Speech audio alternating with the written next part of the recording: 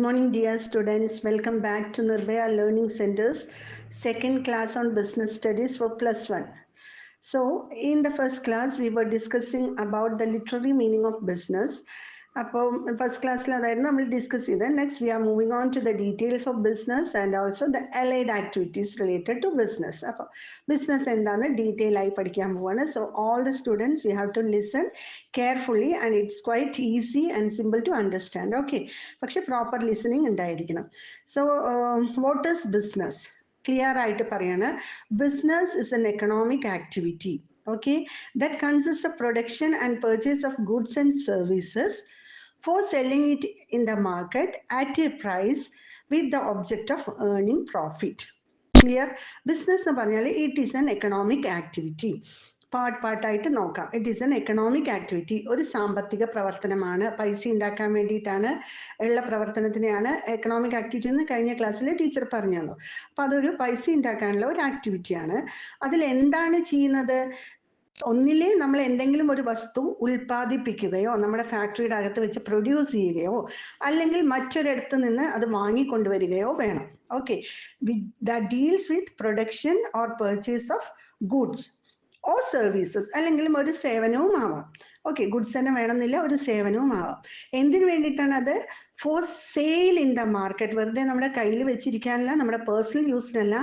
ആ വസ്തു ഉൽപ്പാദിപ്പിച്ചതായാലും നമ്മൾ വാങ്ങിച്ചതായാലും ആ വസ്തു മാർക്കറ്റിൽ വിൽപ്പന ചെയ്യണം. എങ്ങനെയാണ് വിൽപ്പന ചെയ്യേണ്ടത്? അറ്റ് എ പ്രൈസ്, അതിനൊരു വില നിശ്ചയിക്കണം.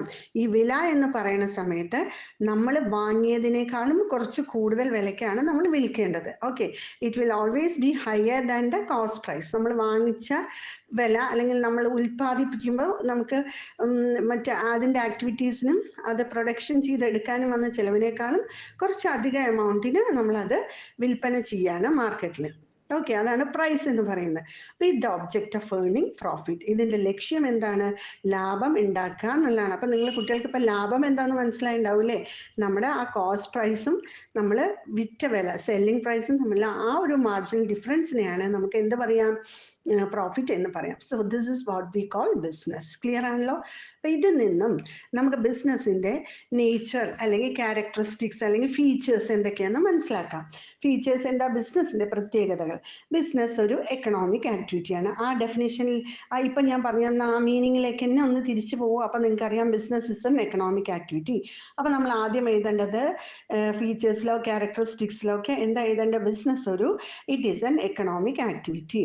ഓക്കെ, അപ്പം just it is an economic activity എന്ന് എഴുതി വെക്കുന്ന ഒരു 2 മാർക്ക് 3 മാർക്ക് ക്വസ്റ്റ്യൻ ആണെങ്കിൽ ഓക്കെ. പക്ഷെ അത് വലിയ ക്വസ്റ്റ്യൻസിലൊക്കെ ക്യാരക്ടറിസ്റ്റിക്സ് ഓഫ് ബിസിനസ് അല്ലെങ്കിൽ ഫീച്ചേഴ്സ് ഓഫ് ബിസിനസ് എന്ന് ചോദിച്ചാൽ ഒരു എക്കണോമിക് ആക്ടിവിറ്റി എന്ന് എഴുതി വെക്കരുത്. അതിനൊരു ക്ലാരിഫിക്കേഷൻ നമ്മൾ കൊടുക്കണം. 1 or 2 ലൈൻ അപ്പുറത്തേക്കൊന്നും എഴുതണ്ട. ഓക്കെ, അപ്പം എന്താണ് എക്കണോമിക് ആക്ടിവിറ്റി എന്ന് വിളിക്കാൻ കാരണം? Because business aims at making money and the reward for business in the form of money is known as profit. ഇവിടെ ആ റിവാർഡിനെ വിളിക്കുന്ന പേരാണ് പ്രോഫിറ്റ് എന്ന്.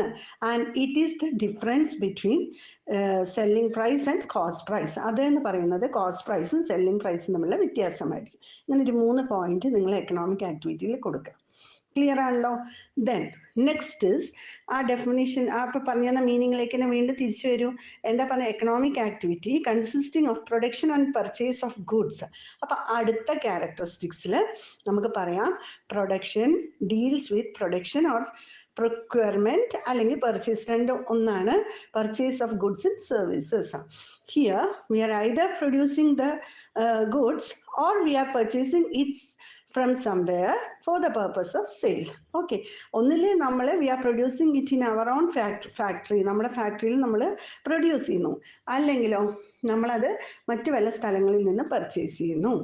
ഓക്കെ, ഇനി തേർഡ് ക്യാരക്ടറിസ്റ്റിക്സ് അല്ലെങ്കിൽ ഫീച്ചർ എന്ന് പറയുന്നത് എന്താ? വീണ്ടും ആ മീനിങ്ങിലേക്ക്, ഞാൻ പറഞ്ഞത് ആ മീനിങ്ങിലേക്ക് വീണ്ടും നിങ്ങൾക്ക് പോവാം. അപ്പം നിങ്ങൾക്ക് മനസ്സിലാവും അതിലെന്താ പറയുന്നത്? Sale or exchange of goods and services അല്ലെ, for the purpose of selling എന്ന് പറയുന്നുണ്ട്. അപ്പോൾ അവിടെ എന്ത് വരണം? ഗുഡ്സും സർവീസസും പ്രൊക്വയർ ചെയ്താൽ മാത്രം പോരാ, പ്രൊഡ്യൂസ് ചെയ്താൽ മാത്രം പോരാ, അത് വിൽപ്പന ചെയ്യുകയും വേണം. So all the goods and services that are produced by us has to be sold in the market. ആ മാർക്കറ്റിൽ വിൽപ്പന ചെയ്യണം. ക്ലിയർ? ദെൻ നെക്സ്റ്റ് പോയിന്റ്, ഇവിടെ എന്തിനെ കുറിച്ചാണ് നമ്മൾ പറയുന്നത്? It deals with goods or services അല്ലെ. ഇത് ഈ ബിസിനസ്സിൽ നമ്മൾ എന്തെങ്കിലും ഒരു ഐറ്റം വേണം. ഏതാണത്? Either it should be a good അല്ലെങ്കിൽ it should be a service. Okay, and the dealing should be on regular basis. അപ്പോൾ there should be continuity in the business. ബിസിനസ്സിൽ കണ്ടിന്യൂറ്റി ഉണ്ടായിരിക്കണം.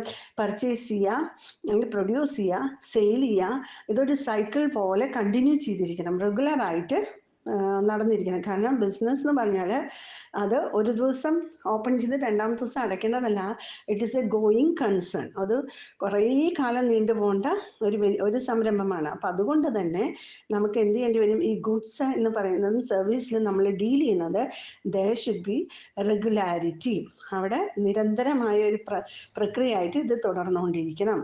And we are selling it at a price. ഒരു വിലക്കാണ് നമ്മളത് വിൽക്കണമെന്ന് പറഞ്ഞു. അപ്പോൾ അതും അനദർ ഇമ്പോർട്ടൻറ്റ് ക്യാരക്ടറിസ്റ്റിക്സ് ആയിട്ട് നമുക്ക് പറയാം.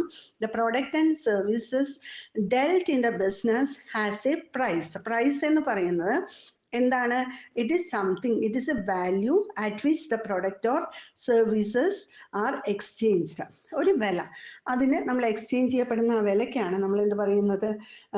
സെല്ലിംഗ് പ്രൈസ് എന്നൊക്കെ പറയുന്നത്. ഓക്കെ, ഇനി ഇതിൻ്റെ ലക്ഷ്യം എന്താണ്? ഇതിൻ്റെ ലക്ഷ്യം സെല്ലിംഗ് പ്രൈസ് അല്ലെങ്കിൽ പ്രൈസ് ഓഫ് ദ പ്രൊഡക്റ്റ് എന്ന് പറയുന്നത്. ഇതിൻ്റെയൊക്കെ എയിം എന്താണ്? ഇത്രയും ആക്ടിവിറ്റി നമ്മളിവിടെ ചെയ്തില്ലേ? പ്രൊഡക്ഷൻ ചെയ്തു, അല്ലെങ്കിൽ പ്രൊക്യൂർ ചെയ്തു, പിന്നെ അതിനെ പ്രൊഡക്റ്റിനെ വിറ്റു, ഒരു പ്രൈസ് കിട്ടും, മാർക്കറ്റിൽ അതിനെ വിറ്റു. ഇതിൻ്റെയൊക്കെ എയിം എന്താ? To make profit. So another important and the most important characteristics of business is to earn profit, profit earning. Okay, profit is the reward for the business. Okay, ബിസിനസ്സിൻ്റെ റിവാർഡാണ് പ്രോഫിറ്റ് എന്ന പേരിൽ അറിയപ്പെടുന്നത്. Okay, the next important characteristics is uncertainty of return. അല്ലേ, നമുക്ക് ഒരു ഏറ്റവും വലിയ പ്രശ്നം ബിസിനസ്സിൽ എന്ന് പറഞ്ഞാൽ ബിസിനസ് ചെയ്യാൻ പോകുന്ന ഓരോരുത്തരും ഇപ്പോൾ ഫ്യൂച്ചറിൽ നിങ്ങൾ ബിസിനസ് എന്നുള്ള ഒരു ഓക്കുപ്പേഷനാണ് ചൂസ് ചെയ്യുന്നതെങ്കിൽ ഞാൻ നിങ്ങളോട് പറയട്ടെ, അല്ലെങ്കിൽ ഞാൻ നിങ്ങളെ ഓർമ്മിപ്പിക്കുകയാണ്, you should be bold enough to face all the crisis. Okay, ബിസിനസ്സിൽ ഒരുപാട് കയറ്റിറക്കങ്ങളുണ്ട്. എപ്പോഴും നമുക്ക് ലാഭം കിട്ടിയെന്നൊന്നും വരില്ല. ഇത് ശരിക്കും ഒരു ചാലഞ്ചാണ് ബിസിനസ് എന്ന് പറയുന്നത്. അപ്പം ഇത് ഏറ്റെടുക്കാൻ കഴിവുള്ളവർ മാത്രമേ ബിസിനസ്സിൽ ഇറങ്ങാൻ പാടുള്ളൂ. അപ്പം ബിസിനസ്സിൽ ഇറങ്ങുന്ന ആൾ ഒരു റിസ്ക് ബെയറർ കൂടിയായിരിക്കണം. മനസ്സിലായില്ലേ? റിസ്ക് എടുക്കാൻ തയ്യാറുള്ള അത്രയും ഒരു സാഹസികമായിട്ടുള്ള ഒരു എന്താ പറയുക, ഒരു സൈക്കോളജിക്കൽ സൈഡുള്ള ഒരു വ്യക്തിക്ക് മാത്രമേ, ഒരു ക്യാരക്ടറുള്ള ഒരു വ്യക്തിക്ക് മാത്രമേ ബിസിനസ് എന്നുള്ളൊരു ഓപ്ഷൻ തിരഞ്ഞെടുക്കാൻ ആയിട്ടുള്ള അനുമതിയുള്ളൂ കേട്ടോ. എൻ്റെ ഒരു അഡ്വൈസാണ് നിങ്ങളോട്. അപ്പം ബിസിനസ് എന്ന് പറയുന്നത് എന്താ അങ്ങനെ പറയാൻ കാരണം വെച്ചാൽ റിട്ടേൺ അൺസേർട്ടൺ ആണ്. റിട്ടേൺ എന്ന് പറഞ്ഞാൽ നമ്മൾ ചിലവാക്കി ഇത്രയും കാര്യങ്ങൾ ചെയ്യുമ്പോൾ അതിൽ നിന്ന് തിരിച്ചു കിട്ടുന്ന വരുമാനത്തിന് യാതൊരു ഉറപ്പുമില്ല. ഓക്കെ, അൺസർട്ടനിറ്റി ഓഫ് റിട്ടേൺ ആണ് ബിസിനസ്സിൻ്റെ ഏറ്റവും വലിയൊരു കുഴപ്പം. പക്ഷേ റിട്ടേൺ കിട്ടിയാലോ ചിലപ്പോൾ ഭയങ്കര ഹ്യൂജ് എമൗണ്ട് ആയിരിക്കും നമുക്ക് ഇൻകമായിട്ട് വരിക. എക്സ്പെക്ട് ചെയ്യാൻ പറ്റാത്തത്ര റിച്ച്നെസ്സിലേക്ക് നമ്മളെ കൊണ്ടുപോവുകയും ചെയ്യും. മനസ്സിലായില്ലേ? അപ്പോൾ ഇത് മാർക്കറ്റ് കണ്ടീഷനും അതുപോലെ തന്നെ നാച്ചുറൽ കണ്ടീഷൻ, അറ്റ്മോസ്ഫിയറിക് കണ്ടീഷനൊക്കെ നോക്കണം. എന്നിട്ടാണ് ഈ ബിസിനസ്സിന് എക്സിസ്റ്റൻസ് ഉള്ളൂ. അത് മാറുന്നതനുസരിച്ച് പൊളിറ്റിക്കൽ കണ്ടീഷൻസ് മാറുമ്പോൾ ബിസിനസ്സിനെ ബാധിക്കും. പ്രകൃതിയിലുള്ള ദുരന്തങ്ങൾ വരുമ്പോൾ അത് ബിസിനസ്സിനെ എഫക്റ്റ് ചെയ്യുന്നു. അതുപോലെ തന്നെ ഫൈനാൻഷ്യൽ മാർക്കറ്റിലുള്ള ഏറ്റക്കുറച്ചിലുകൾ, എന്താണ് പറയുക, നിയമങ്ങളിൽ വരുന്ന മാറ്റങ്ങൾ, ഇതെല്ലാം ബിസിനസ്സിനെ ബാധിക്കും. അതുകൊണ്ട് തന്നെയാണ് പറയേണ്ടത് അൺസർട്ടനിറ്റി ഓഫ് റിട്ടേൺ. പിന്നെ element of risk is high in business when compared to other economic activities. മറ്റ് എക്കണോമിക് ആക്ടിവിറ്റീസിനെ കമ്പയർ ചെയ്യുമ്പോൾ റിസ്ക് എന്നുള്ള ഫാക്ടർ വളരെ കൂടുതലാണ്. റിസ്ക് എന്ന് പറഞ്ഞാൽ എന്താ? ചാൻസ് ഓഫ് ലോസ്, നഷ്ടം വരാനുള്ള സാധ്യത വളരെ കൂടുതലാണ്. ഈ റിസ്ക്കും റിട്ടേണും തമ്മിൽ ഒരു ഗ്രാഫിക്കൽ റെപ്രസെൻറ്റേഷനിൽ കൊടുത്താൽ റിസ്ക് എത്ര കൂടണോ, മനസ്സിലായില്ല, റിസ്ക് കൂടുതലാണെങ്കിൽ റിട്ടേണും കൂടുതലായിരിക്കും. റിസ്ക് കുറവുള്ള ബിസിനസ്സിൽ റിട്ടേണും കുറവായിരിക്കും. ഇങ്ങനെ നമ്മൾ സേഫ് സൈഡിൽ നിൽക്കുമ്പോൾ നമുക്ക് അതിനനുസരിച്ച് വരുമാനം കിട്ടുള്ളൂ. നമ്മൾ കുറച്ച് ചാലഞ്ചൊക്കെ എടുത്ത് മുന്നോട്ട് പോകുമ്പോൾ അതിന് കിട്ടുന്ന റിവാർഡ് വളരെ കൂടുതലായിരിക്കും. ഇപ്പം നിങ്ങൾ അഡ്വഞ്ചറസ് ആയിട്ടുള്ള ഒരുപാട് കോമ്പറ്റീഷൻസ് ഒക്കെ കണ്ടിട്ടില്ലേ? ആ അഡ്വഞ്ചറസ് കോമ്പറ്റീഷനിൽ നമ്മൾ പങ്കെടുക്കുന്ന സമയത്ത് അതിന് നമുക്ക് കിട്ടുന്ന റിവാർഡ് വളരെ കൂടുതലാണ്. കാരണം അതിന് അത്ര നമ്മൾ റിസ്ക് എടുത്തിട്ടാണ്. അതുപോലെ തന്നെയാണ് ബിസിനസ് ചെയ്യുമ്പോൾ എത്ര നമ്മൾ റിസ്ക് എടുക്കുന്നു അത്രയും നമുക്ക് സ്കോപ്പ് ഫോർ റിവാർഡ് ഉണ്ട്. ഓക്കെ, അപ്പോൾ ഇതാണ് last but not the least important characteristics of business. Clear ആണല്ലോ ബിസിനസ്സിനെ കുറിച്ചുള്ള ബിസിനസ്സിന്റെ characteristics. Next move on to the second economic activity, that is profession. Profession എന്ന് പറഞ്ഞു പറഞ്ഞാൽ ഇറ്റ് ഈസ് എൻ ഓക്യുപ്പേഷൻ. അത് നിങ്ങൾക്കറിയാം, ഇതൊരു ഓക്യുപ്പേഷൻ ആണ് which involves rendering of personal services of A special or expert nature. ഇതിൽ എന്താന്ന് പറഞ്ഞാൽ നമ്മളൊരു പ്രത്യേക പേഴ്സണൽ സർവീസാണ് കൊടുക്കുന്നത്, വ്യക്തിഗത സേവനമാണ് നമ്മളിവിടെ കൊടുക്കുന്നത്. ആ സേവനത്തിൻ്റെ പ്രത്യേകത എന്ന് വെച്ചാൽ വളരെ സ്പെഷ്യൽ നേച്ചർ ആയിട്ടുള്ള ഒരു സേവനമാണ്, ഒരു എക്സ്പേർട്ട് സർവീസാണ് നമ്മളിവിടെ കൊടുക്കുന്നത്. ഫോർ എക്സാമ്പിൾ, ഒരു ഡോക്ടർ കൊടുക്കുന്ന സേവനം ഒരു പേഴ്സണൽ സർവീസ് ആണെന്ന് നിങ്ങൾക്ക് അറിയാലോ. It is a special type of service which cannot be provided by all. എല്ലാവർക്കും കൊടുക്കാൻ പറ്റില്ല. It need some expertise. അങ്ങനെ ഒരു ഡോക്ടറുടെ സേവനം എന്ന് പറഞ്ഞാൽ അത് കുറച്ച് എക്സ്പെർട്ടൈസ്, ഒരു സ്പെഷ്യൽ നോളേജ് ഒക്കെ അക്വയർ ചെയ്തിട്ട് മാത്രമേ കൊടുക്കാൻ പറ്റുള്ളൂ. അതിനെയാണ് പ്രൊഫഷൻ എന്ന് പറയാം. അപ്പോൾ പ്രൊഫഷൻ്റെ ക്യാരക്ടറിസ്റ്റിക്സ് എന്താ? പ്രൊഫഷൻ എന്ന് പറയുമ്പോൾ അതിലൊരു well defined body of knowledge ഉണ്ട്, അല്ലേ? We have to acquire that prescribed qualification. ആ ഒരു പ്രിസ്ക്രൈബ്ഡ് സ്പെഷ്യൽ നോളേജ് നമ്മൾ എടുത്തിരിക്കണം. Okay, then there is restriction in the entry. അല്ല, എല്ലാവർക്കും പോയി ഡോക്ടർ ആവാനും എല്ലാവർക്കും പോയിട്ട് ചാർട്ടേഡ് അക്കൗണ്ടന്റ് ആവാനും എല്ലാവർക്കും എഞ്ചിനീയേഴ്സ് ആവാനും പറ്റില്ല. There should be some restriction. Okay, then it is associated with a professional body. ഒരു പ്രൊഫഷൻ ആണെങ്കിൽ അതിന് അനുബന്ധപ്പെട്ട പ്രൊഫഷണൽ ബോഡീസുമായിട്ട് ബന്ധപ്പെട്ട, അതായത് നമ്മളൊരു പ്രിസ്ക്രൈബ് ക്വാളിഫിക്കേഷൻ എടുത്ത് ആ അതിൻ്റെതായ പ്രത്യേക സ്പെഷ്യലൈസ്ഡ് ബോഡി നമ്മളെ അംഗീകരിച്ചുകൊണ്ടുള്ള സർട്ടിഫിക്കറ്റ് പ്രൊവൈഡ് ചെയ്യണം. ഇപ്പം നമുക്ക് ഡോക്ടർ ആണെങ്കിൽ അല്ലെ, medical association of India, Indian medical അസോസിയേഷൻ്റെ സർട്ടിഫിക്കറ്റ്, ബാർ അസോസിയേഷൻ ഓഫ് ഇന്ത്യയുടെ സർട്ടിഫിക്കറ്റ് ലോയേഴ്സിന്, അതുപോലെ institute of chartered accountants of ഇന്ത്യയുടെ സർട്ടിഫിക്കറ്റ് ചാർട്ടേഡ് അക്കൗണ്ടന്റിന്, ഇതെല്ലാം തന്നെ അതിൻ്റെതായ ക്വാളിഫിക്കേഷൻ എടുത്തു കഴിയുമ്പോൾ നമുക്ക് ലഭിക്കുകയും അങ്ങനെ നമ്മൾക്ക് ആ ഒരു പദവി കിട്ടുകയും ചെയ്താൽ മാത്രമേ, നമുക്ക് അംഗീകാരം കിട്ടുകയും ചെയ്താൽ മാത്രമേ നമുക്ക് ആ ഒരു പ്രൊഫഷനുമായിട്ട് മുന്നോട്ട് പോകാൻ പറ്റുള്ളൂ. അല്ലെങ്കിൽ നമ്മൾ വ്യാജനായി മാറപ്പെടും. Okay, then there is some ethical code of conduct. ഇവർക്ക് ഈ ഡോക്ടേഴ്സിനായാലും ഈ ചാർട്ടേഡ് അക്കൗണ്ടൻസിനായാലും അല്ലെങ്കിൽ മറ്റ് പ്രൊഫഷണൽസിനായാലും അവർക്ക് എല്ലാവർക്കും കോഡ് ഓഫ് കണ്ടക്ട് ഉണ്ട്. ഫോർ എക്സാമ്പിൾ, ഇപ്പം ലോയേഴ്സിന് അവരുടേതായ കോട്ട്, ഡോക്ടേഴ്സിന് കോട്ട്, സ്റ്റെതസ്കോപ്പ്, അവരുടെ കാറിലൊക്കെ അതിൻ്റെ എംബ്ലം, ചാർട്ടേഡ് അക്കൗണ്ടന്റിനും ഒരു എംബ്ലം, അവർക്കും സ്പെഷ്യൽ കോഡ് ഓഫ് കണ്ടക്ട്സ് ഒക്കെ തന്നെ ഈ അസോസിയേഷൻ പറയുന്ന രീതിയിൽ മാത്രമേ അവർക്ക് അവരുടെ സേവനം കൊടുക്കുകയും അവർക്ക് പെരുമാറ്റച്ചട്ടം, കോഡ് ഓഫ് കണ്ടക്ട് പറഞ്ഞാൽ പെരുമാറ്റച്ചട്ടമുണ്ട്, ആ രീതി ഫോളോ ചെയ്ത് തന്നെ പോകണം. So this is what about this profession. But profession എന്ന് പറഞ്ഞാൽ it is another occupation and there we are rendering specialized service through our expertise knowledge. Okay, so there is a well defined body of knowledge in profession and entry is not provided to all. There is certain restriction. We have to acquire that specialized knowledge, then only we are able to practice as a professionalist. Okay, professionalist ആയിട്ട് നമുക്ക് work ചെയ്യണമെങ്കിൽ, നമുക്ക് practice ചെയ്യണമെങ്കിൽ ആ knowledge ഉണ്ടായിരിക്കണം. And there is also some ethical code of conduct which is to be followed. And also the aim is not to make any profit. Their aim is to serve the community. അപ്പോൾ service motto ആണ് അവിടെ ഉള്ളത്. Okay, so the motive of business profession is service. ബിസിനസ്സിൽ നമ്മൾ പറഞ്ഞത് profit ആണെങ്കിൽ പ്രൊഫഷനിൽ നമ്മൾ പറയുന്ന സർവീസ് ആണ് അവിടെ ലക്ഷ്യം. Okay, then the third one which is the most safest കേട്ടോ, എംപ്ലോയ്മെൻറ്റ്. ഒരാളുടെ അണ്ടറിൽ പോയിട്ട് സുഖമായി ജോലി എടുക്കുക, നല്ല രീതിയിൽ പെർഫോം ചെയ്യുക. നന്നായി പെർഫോം ചെയ്ത് കഴിഞ്ഞു വന്നാൽ നമുക്ക് പ്രൊമോഷൻ കിട്ടും, നമ്മൾ സേഫാണ്. ബിസിനസ് പൊളിഞ്ഞാലും നമുക്ക് ഒരു ബാധ്യതയും വരുന്നില്ല, നമുക്ക് സേഫായിട്ടിരിക്കാം. End of the month you will get the payment also in the form of salary. സുഖമല്ലേ ഇത്? എംപ്ലോയ്മെൻ്റ് ആണ്, സേഫ് ആയിട്ടുള്ള, അതായത് ഒരു റിസ്ക്കും എടുക്കാൻ പറ്റാത്ത ആൾക്കാർക്കൊക്കെ ചെയ്യാൻ പറ്റുന്ന ഒരു തൊഴിലാണ് എംപ്ലോയ്മെൻറ്റ് എന്ന് പറയുന്നത്. ഇപ്പം എംപ്ലോയ്മെൻറ്റ് എന്ന് പറഞ്ഞാൽ എന്താണ്? It is also an occupation where a person works under somebody.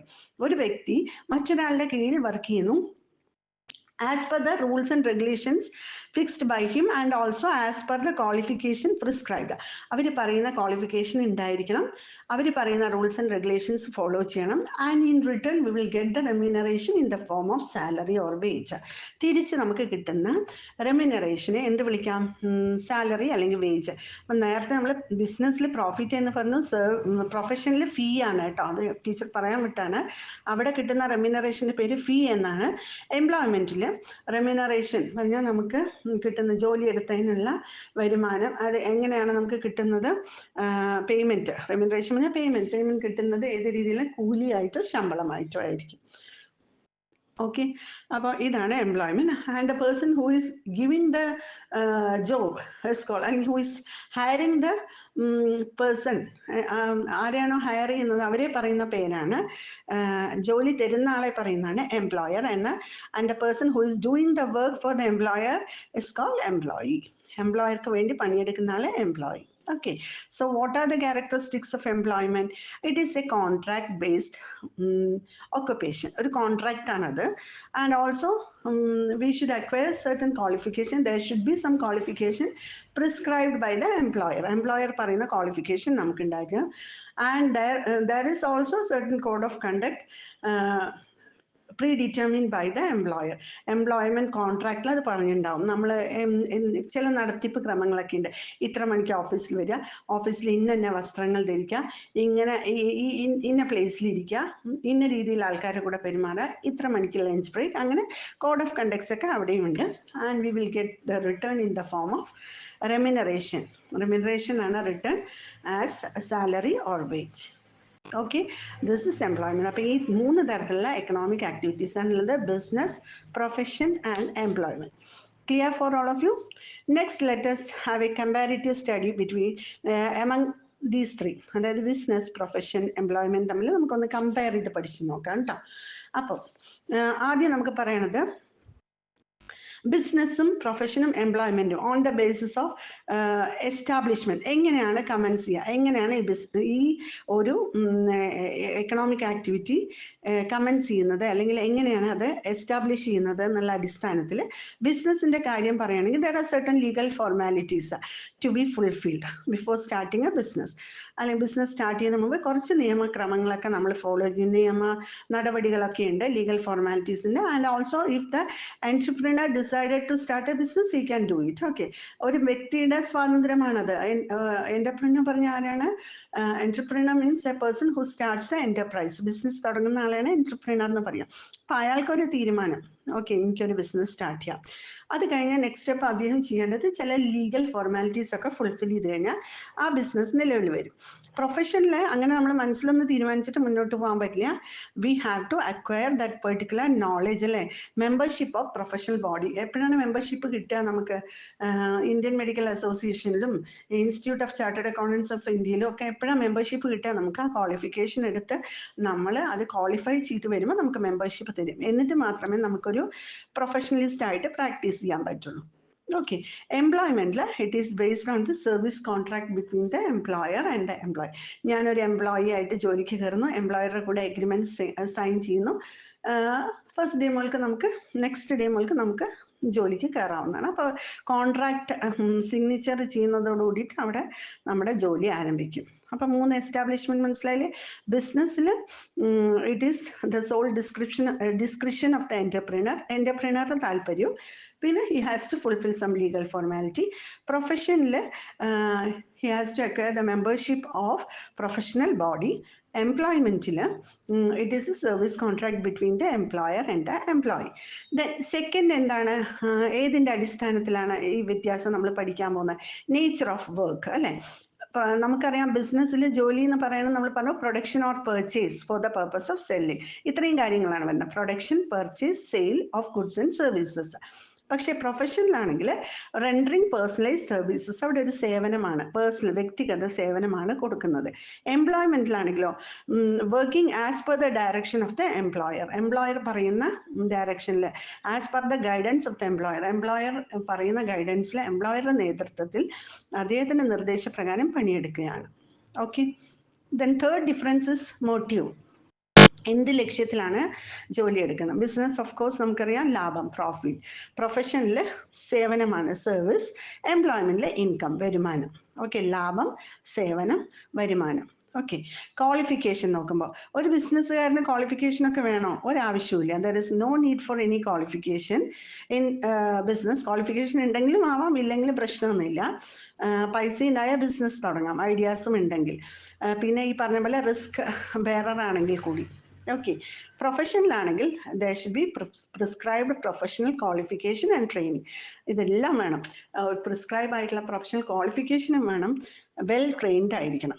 Okay, എംപ്ലോയ്മെൻറ്റിൽ qualification prescribed by the employer. Employer ചോദിച്ച ക്വാളിഫിക്കേഷൻ, ഇപ്പോൾ BCom ഡിഗ്രി ആണോ, MBA ആണോ വേണ്ടത്, BTech കഴിഞ്ഞ ആളാണോ, അത് എംപ്ലോയ്മെൻറ്റ് അവർ ആഡ് കൊടുക്കുമ്പോൾ തന്നെ, അല്ലെങ്കിൽ നമ്മളെ ഹയർ ചെയ്യുമ്പോൾ തന്നെ അവർ പറയും ആ ക്വാളിഫിക്കേഷൻ നമുക്ക് ഉണ്ടായിരിക്കണം. ഓക്കെ, ദെൻ ഇൻവെസ്റ്റ്മെൻറ്റ്, അതിൽ പൈസ നിക്ഷേപിക്കുന്നത് എങ്ങനെയാണ്? ഇതിലൊക്കെ നമുക്ക് പൈസ കൊടുക്കണോ തുടക്കത്തിൽ? അപ്പോൾ അതിൻ്റെ അടിസ്ഥാനത്തിൽ നമുക്ക് ബിസിനസ്സിൽ പറയാം, we have to invest money in the form of capital. ബിസിനസ്സിൽ നമ്മൾ ഇറക്കുന്ന പൈസയ്ക്ക് നിങ്ങൾക്ക് എല്ലാവർക്കും അറിയാം മൂലധനം, ക്യാപിറ്റൽ എന്ന് പറഞ്ഞ് ബിസിനസ് കമൻസ് ചെയ്യുമ്പോൾ നമ്മൾ കാശ് ഇറക്കേണ്ടതുണ്ട്.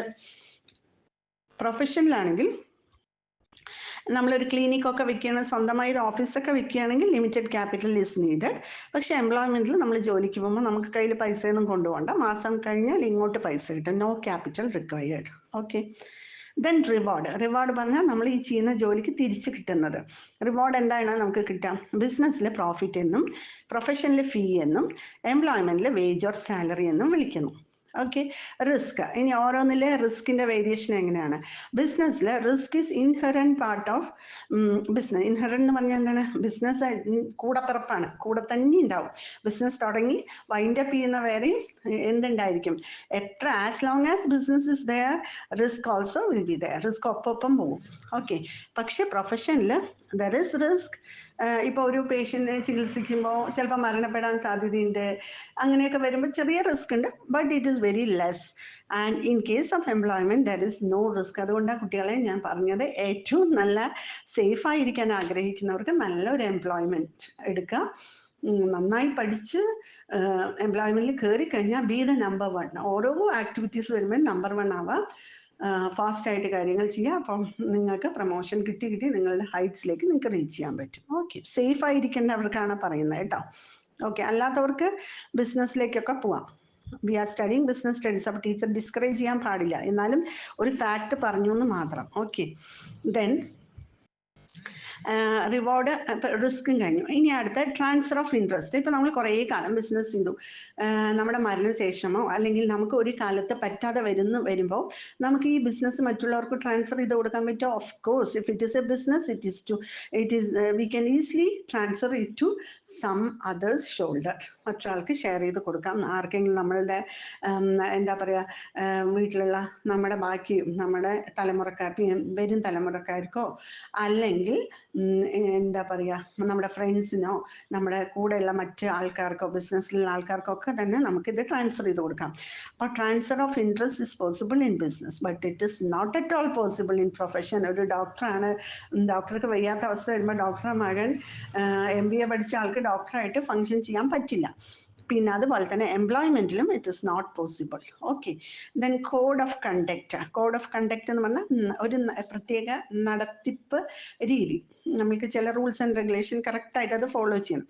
ബിസിനസ് ചെയ്യുന്ന ആൾക്ക് there is no specific code of conduct, but in case of profession there is specific code of conduct prescribed by the professional bodies. നമ്മൾ നേരത്തെ പറഞ്ഞില്ല, അവർ അസോസിയേഷൻ പറയുന്ന കോഡ് ഓഫ് കണ്ടക്റ്റ് ഫോളോ ചെയ്തിരിക്കണം. പിന്നെ എംപ്ലോയ്മെൻറ്റിൽ terms and conditions will be decided by the employer and it should be followed by the employee. So this is the difference among business, profession and employment. ഇതൊരു sure question ആണ് കേട്ടോ, പല question പേപ്പറിലും repeatedly വന്നതാണ്. വളരെ സിമ്പിളായിട്ട് എഴുതാം. Teacher വീണ്ടും പറയാണ്, ഇതിൻ്റെ എല്ലാം തന്നെ സിമ്പിൾ ഇംഗ്ലീഷിലുള്ള നോട്ട്സ് നമ്മളുടെ ആപ്പിൽ അപ്ലോഡ് ചെയ്തിട്ടുണ്ടാവും. അപ്പോൾ നിങ്ങൾ ആപ്പ് പർച്ചേസ് ചെയ്യുകയാണെങ്കിൽ you can easily go through the notes. അപ്പം 1-2 പ്രാവശ്യം വായിച്ചാൽ മതി. ഒരു 3 പ്രാവശ്യം വീഡിയോ കാണുക, ഒരു 2 times നോട്ട്സ് വായിച്ചാൽ നിങ്ങളുടെ സ്റ്റഡീസ് ഹെക്റ്റിക്കായിട്ട് ഇങ്ങനെ ഇരുന്ന് ടൈം വേസ്റ്റ് ചെയ്യുന്നതൊക്കെ ഒഴിവാക്കാം കേട്ടോ. You can confidently go to and you can confidently write the exam. Okay, exam നിങ്ങൾക്ക് നന്നായിട്ട് എഴുതാൻ പറ്റും അങ്ങനെയാണെങ്കിൽ. Then next we are moving on to next topic, classification of business activity. Business activity എത്ര തരത്തിലുണ്ട് എന്നുള്ള ക്ലാസിഫിക്കേഷനിലാണ് that we will discuss in our next class. Okay, അപ്പോൾ always remain happy and confident. എല്ലാ കുട്ടികളും കോൺഫിഡൻ്റ് ആയിരിക്കുക. We are the blessed creature in the world. നമ്മൾ ഈ ലോകത്തന്നെ ഏറ്റവും ബ്ലെസ്ഡ് ആണ് അല്ലേ. Living things, animals, plants and human beings, ഇതിൽ ഏറ്റവും ബ്ലെസ്ഡ് ഹ്യൂമൻ ബീങ്സ് ആണ്. നമുക്ക് ഇമ്മൻസ് മെമ്മറി കപ്പാസിറ്റി ഉണ്ട്. We have not at all used it completely. നമുക്ക് അസാധ്യമായിട്ട് കാര്യങ്ങൾ ചെയ്യാൻ കഴിവുള്ളവരാണ്. അപ്പോൾ use your brilliance and excellence always and remain happy always. Okay, അപ്പോൾ ഇന്ന് നിങ്ങൾ ബിസിനസ് സ്റ്റഡീസിലെ ടീച്ചർ പറഞ്ഞു തന്ന എല്ലാ കാര്യങ്ങളും, ബിസിനസ് എന്താണെന്നും പ്രൊഫഷൻ എന്താണെന്നും എംപ്ലോയ്മെൻറ്റ് എന്താണെന്നും അതിൻ്റെ ക്യാരക്ടറിസ്റ്റിക്സും അതിൻ്റെ കമ്പാരിറ്റീവ് സ്റ്റഡിയും നിങ്ങൾക്ക് ക്ലിയറായി മനസ്സിലായിരിക്കുമെന്ന് വിചാരിക്കുന്നു. So thanks for watching the video. Do subscribe and also go through our Facebook page, Instagram page, and also if you want or if you are interested, just purchase our app. App cost is very less when compared to other institutions app. ആ പ്രൈസും കാര്യങ്ങളും ഒരു ആഡായിട്ട് നിങ്ങൾക്ക് receive ചെയ്യുന്നതായിരിക്കും. Or you can contact in 9447608807, so that you will get all the details regarding our app and